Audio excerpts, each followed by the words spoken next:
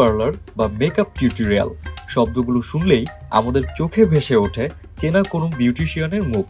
কিন্তু কল্পনা করুন তো, কোনো উট বা গরুর মুখেও মেকআপ ঘষা হচ্ছে, এমনকি ঠোঁটে লাগানো হচ্ছে লিপস্টিক কিংবা দেয়া হচ্ছে বোটক্স ইনজেকশন। শুনতে অবাক লাগলেও সত্য হলো, মধ্যপ্রাচ্য থেকে শুরু করে পাকিস্তান পর্যন্ত কোরবানির পশুকে ঘিরে আয়োজন করা হচ্ছে বিচিত্র সব বিউটি কন্টেস্ট। সৌন্দর্য বাড়াতে মানুষ সার্জারি করে, এটি পুরনো খবর। কিন্তু সৌদি আরবে উটের সৌন্দর্য বাড়াতে বোটক্স বা কৃত্রিম সৌন্দর্য বর্ধক ইনজেকশন ব্যবহারের দায়ে কয়েক ডজন উটকে প্রতিযোগিতা থেকে বাদ দেওয়া হয়েছিল, তাও আবার যেন তেন উট নয়। কোরবানির জন্য কেনা উট নিয়ে চলছিল সৌন্দর্য প্রতিযোগিতা।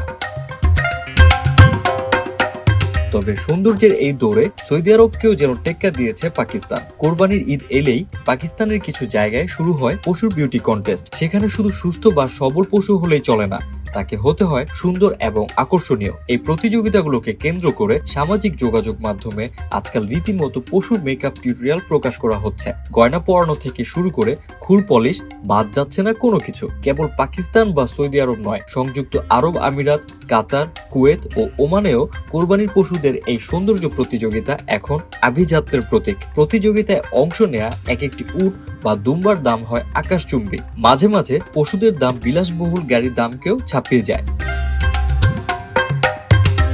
তবে দিন শেষে পশুদের সৌন্দর্য প্রতিযোগিতা নিয়ে বিতর্ক থাকলেও মানুষের আগ্রহ আর অংশগ্রহণ কিন্তু থেমে নেই। কোথাও এটি ঐতিহ্যের অংশ, কোথাও আবার আভিজাত্যের প্রতীক, আবার কোথাও বা এ যেন নির্মল বিনোদনের নির্ভেজাল উৎস। হাজার বছর প্রাচীন ধর্মীয় রীতির প্রতি মানুষের বাড়তি ভালোবাসা। ফারহান কবির, ডেস্ক রিপোর্ট, হ্যালো বাংলাদেশ।